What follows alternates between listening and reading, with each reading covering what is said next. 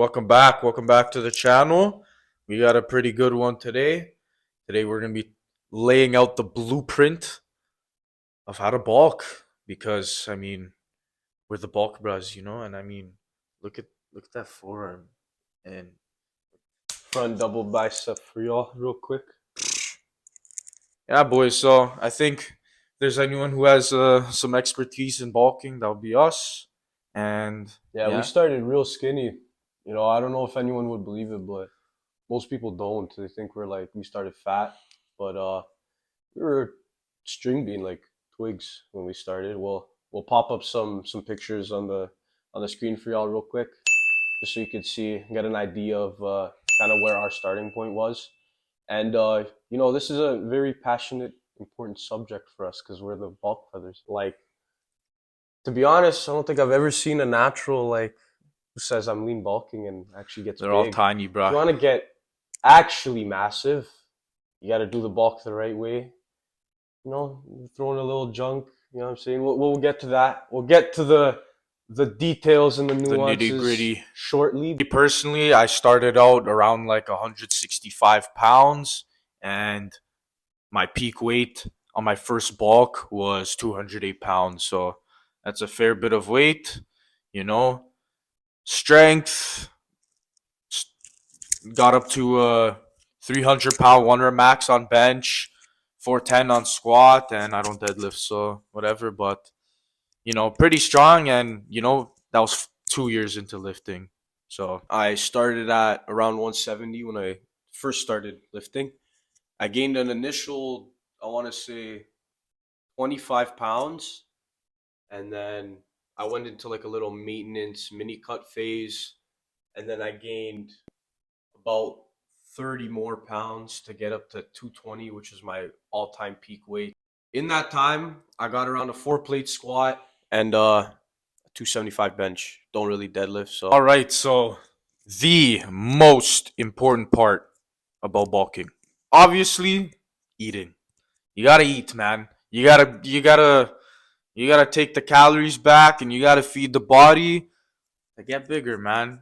Simple as it is, but it kind of seems a lot of people can't wrap their head around this concept. They're like, oh, I just can't gain weight, whatever. But Rich Piana says, brother, if you wanna get bigger, you gotta fucking eat more. So that's it, man. yeah, that mentality of progressive overload, and how in the gym you train to failure, that should not leave the gym. That you should take that mentality, put it right into the food, because if you're not eating more, how are you going to get bigger?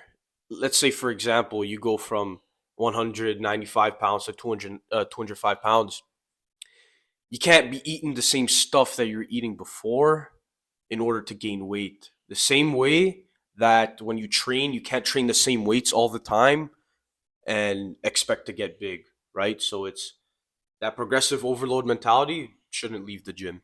Eat till failure and progressively overload the food, right? You know, it's as easy as like if your breakfast is 4 eggs, throw in a fifth one when you're ready to put it down. Get a bigger portion when you go out to eat. Get the large instead of the medium. Just increase the portions the same way you increase the weight in the gym. Mm-hmm.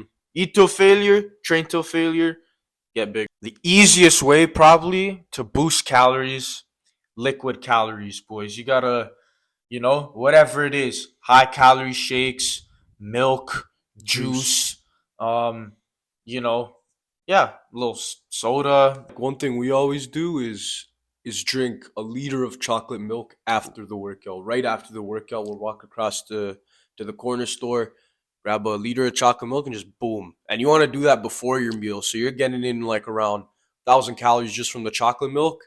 And then when you eat after, you like the liquid's not gonna be too filling, so you can Mhm. still eat right after the gym, and that's gonna get your calories right up there. Amazing post workout, high in carbs, high in protein, and it'll kickstart that muscle building process right after the workout. Even a little tip, you could drink like a high carb, like a juice in during your workout. Mm. So you're getting in carbs while you train, fueling the workout and putting in calories in your system while you're working out. So that's a big one.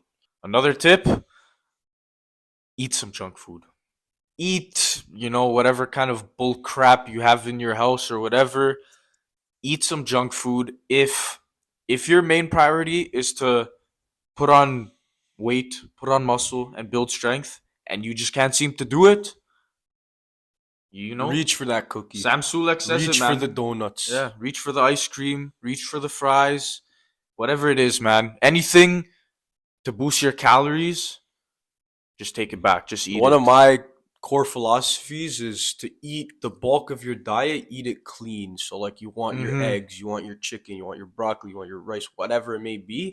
But, always like throw in just a little something to get your calories up there. So, like, my favorite would probably be like cookies and milk. At the end of I'll the have a night, box of yeah. cookies, and you don't have to eat much. Like I'll eat like two cookies, but two cookies like 400 calories.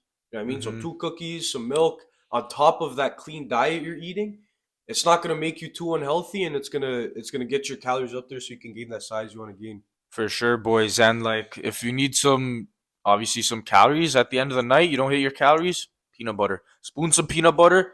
Drink some milk with that too. Some people do peanut butter and water. That's kind of gross. I don't know. I don't know how you do that, but Yeah.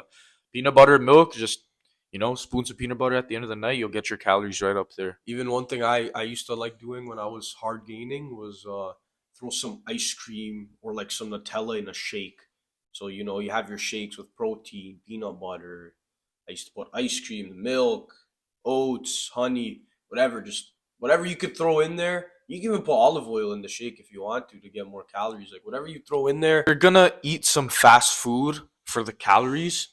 Try to get some better quality food in. Don't just go to McDonald's and take back 3 cheeseburgers. It's That stuff's not even real food, right? You want to, Mm-hmm. you know, maybe go pay for the $12 cheeseburger, go to Five Guys. Five Guys is real food. You can see it in the beef, right?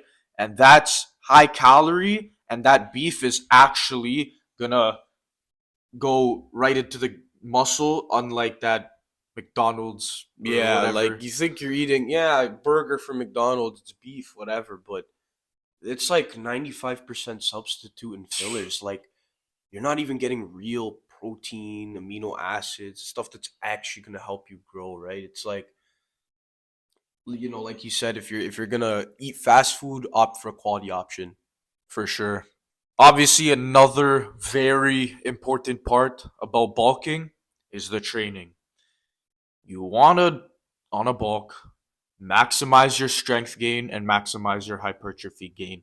So that means getting stronger every workout, upping the weights, upping the reps, maybe lowering some rest time, whatever whatever it may be. You have to be trying to get bigger and stronger every time in the gym. Yeah, so one thing that, helps me a lot is when you're bulking, make your first exercise some kind of lower rep range, some kind of Power movement. power movement. Exactly. So let's say, for example, your goal is 100% bodybuilding, you don't care about strength. Fine. If you're doing an incline press, like an incline dumbbell press on a bulk, I would say maybe keep that in like the 6 to 8 or the 6 to 10, just Sometimes to get those different muscle fibers firing, train your muscle a little differently, gain the strength, because that strength that you gain on the bulk is very important.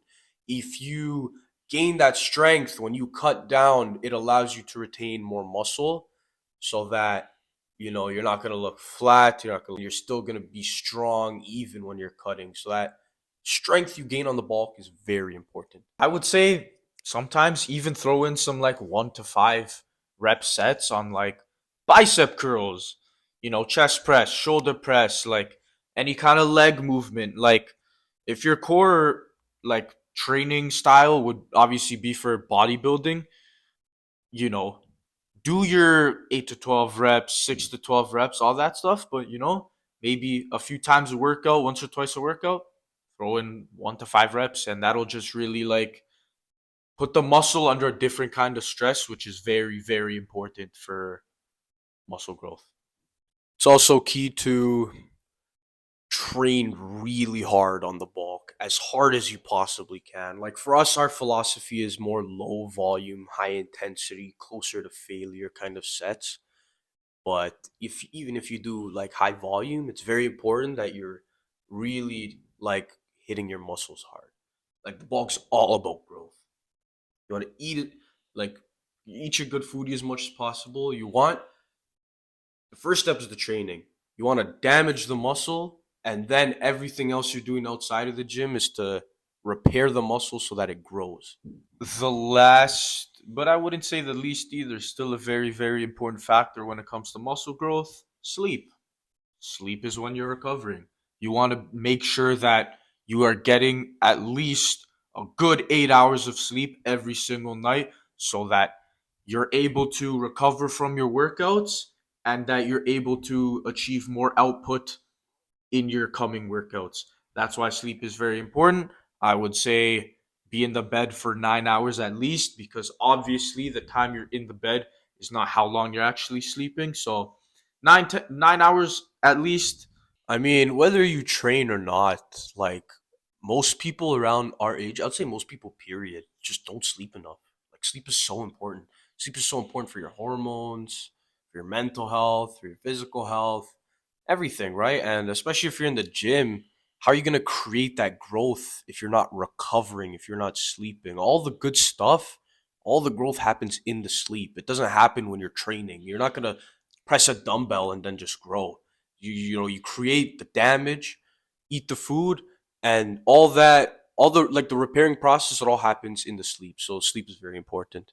For sure. And I would also say, if bodybuilding and, obviously making gains in the gym is a priority of yours, try not to smoke weed or drink alcohol before you go to bed. That stuff ruins your sleep, doesn't give you a proper REM sleep, and obviously proper REM sleep is very, very important for muscle growth. So if you're gonna do that stuff in moderation, maybe not as much, and let's say you're smoking weed, blaze before a workout.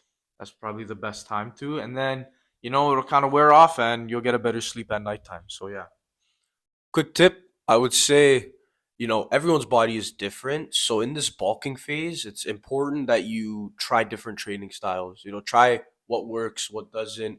Try low volume, try high volume, try different exercises, try barbell compounds, try yeah, dumbbell work, try everything. You know what I mean? Just figure out what works for you and stick to it. You know what I mean? Because everyone's different, so it's very important that you try out different things. Don't just stick to the same thing, because if you're just doing the same thing all the time, that different style of training, you don't know if it works or not. And it might be the best one for you. So for sure. it's very important that you take like 6 to 8 weeks at a time trying out different things. Yeah, and that doesn't mean like try high volume or try low volume or try this exercise or that exercise for one time and you're like, oh, I don't like this exercise, I'm gonna do something else. You have to stick to it. Stick to it, and try new types of training in blocks. So train for 8 weeks, try new training style, try new exercises, try a new split, stick to it for 8 weeks, see what works, see what doesn't, and take that into the next training block.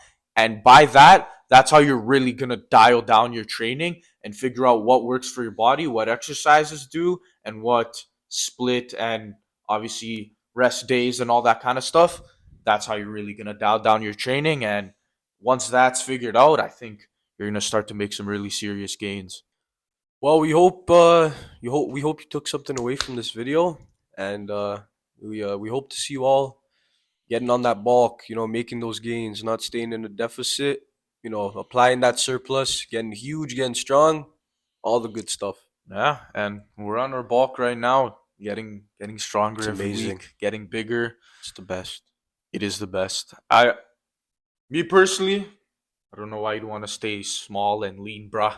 And even then, when you rip your bulk, by the time you cut and you're lean, bruh, you're gonna look better than if you didn't bulk at all. Yeah. So, my friends, moral of the story is just bulk, bruh.